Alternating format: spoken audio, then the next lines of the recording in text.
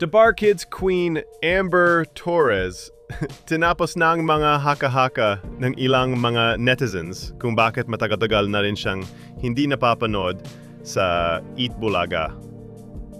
Naglabas na nga ng pahayag ang Barangay Cinema Child Star of the Year winner na si Queen Amber Torres para tapusin na ang mga bali-balitang di umano ay tinanggal na siya ng Eat Bulaga TVJ production.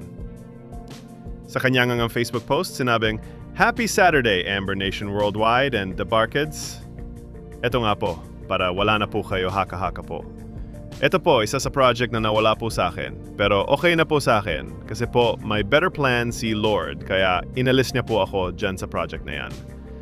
Lahat po ng effort ko sa rehearsal, hindi po inasayang dahil marami po ako nakilala na new friends. Pag si Lord po gumalaw, I'm sure mas bigger pa sa nawala po sa akin, ibibigay niya. Ayan po, wag na kayo magalit at hindi din po ako inalis sa EB po.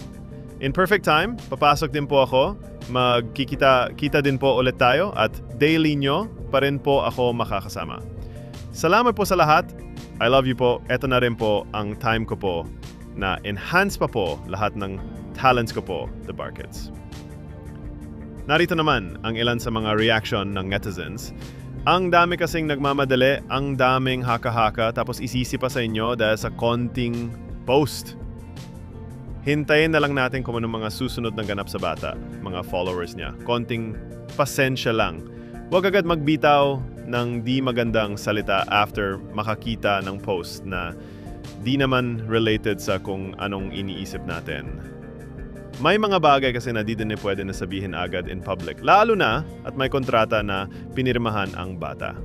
Okay, just for example, yung pamangkin ko si Cholo, dating sugar pop yun, maliit na bata, magaling kumanta, 5 years po kontrata ng mga yan. Kaya wag tayo mainip, minsan talaga wala sila sa TV due to some projects na hindi agad pwede i-announce.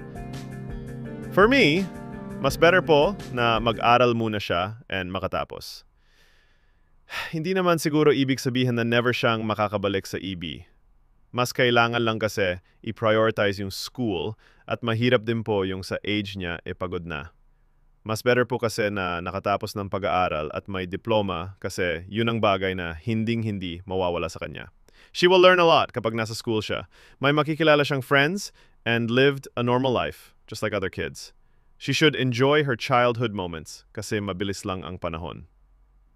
Once naman nakapagtapos ng pag-aaral, ay babalik siya at mas maraming projects pa for Queen Amber Torres.